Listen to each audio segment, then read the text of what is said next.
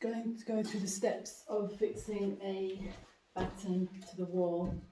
So I have scribed the batten where the bricks are sticking out. I have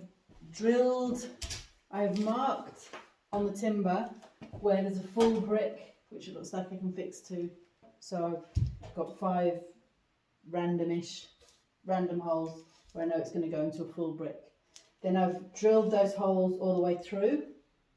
Then I get a masonry bit, hold the piece of timber up to the wall, make sure it's plumb, and drill through to mark where the hole position is on the brick wall.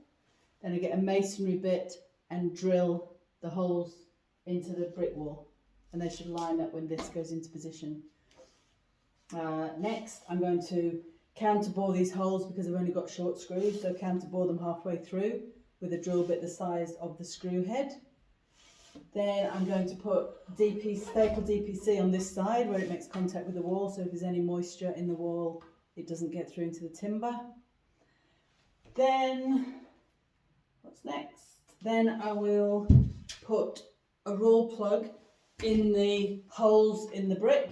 So I'm using this stuff, which we call spaghetti in New Zealand. It's a Ramset product, it's brilliant. You just cut a length and put it in the hole, so I'm going to do that now in the holes that I've just drilled.